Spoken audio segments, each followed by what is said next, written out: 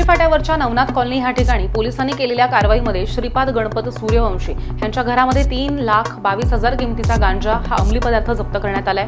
ह्या प्रकरणामध्ये अटक केलेले आरोपी शिंदे गटाचे नगरसेवक यांचे सासरे असल्याची चर्चा खोपोली शहरामध्ये पसरली आणि त्यामुळे एकच खळबळ उडली।